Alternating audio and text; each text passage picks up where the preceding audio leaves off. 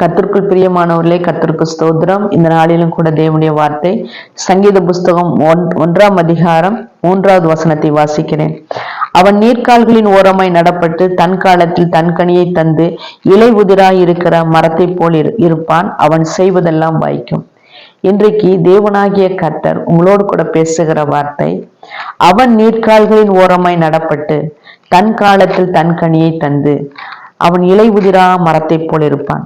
ஏன்னா ஆவியானவர் சொல்லுகிறார், இதோ நீதிமானை குறித்து பேசுகிறார்.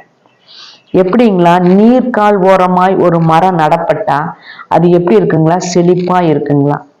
அதுக்கு தேவையான தண்ணீர்லாம் உறிஞ்சு எடுத்து அது தேவையாய் வளர்ந்து நல்லா கனி கொடுக்கும் பிள்ளையா இருக்குமா?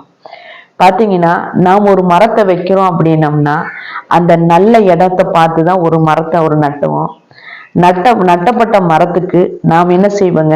அதற்கு ஏற்ற வேலையில தண்ணி ஊற்றுவோம், அதை பராமரிப்போம். நல்ல இடத்துல அது வளருதா அப்படின்னு சொல்லி பார்ப்போம். அது வளர்ந்து என்ன செய்யுங்களா? எல்லாருக்கும் என்ன செய்யுங்க? கனி கொடுக்கும் பிள்ளையா, கனி கொடுக்கும் மரமா வருமா? அது மாத்திரமல்ல, அது நிழல் கொடுக்கிற பிள்ளையா இருக்குமா? அது செழித்தோங்கிற பிள்ளையா இருக்குமா? அதனால ஆவியானோர் சொல்லுகிறார், ஆலயத்தின் பிரகாரமாய் நாம் நாட்டப்பட்ட பிள்ளைங்க நம்ம எப்படி இருக்கிறோம்? செழித்த பிள்ளைகளா இருக்கிறோமா? நீர்க்கால் ஓரமாய் நடப்பட்ட பிள்ளை தன் காலத்தில் தன் கனியை தந்து இலை உதிரா மரத்தை போல இருக்குங்களா? அது செழித்து வளர வளர அதோட இலை உதிராதபடி இருக்குங்களா?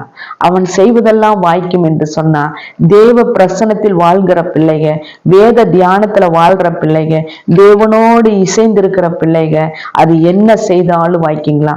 குடும்பத்தின் பிரகாரமா இருந்தாலும் சரி, வேலை ஸ்தலத்துல இருந்தாலும் சரி, தொழில இருந்தாலும் சரி, பின்ன எந்த இடத்துல எல்லாருக்கும் ஆலோசனை கொடுக்கிற பிள்ளையா வளருமா?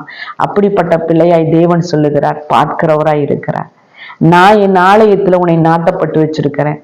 நான் உனக்கு ஏற்ற வேலையில என்ன செஞ்சுட்டு இருக்கிறேன்? உன்னை பராமரித்து கவனித்து கொண்டிருக்கிறேன். என் கண்கள் உன்மேல் வைத்து நல்ல ஆலோசனை தந்து கொண்டிருக்கிறேன்.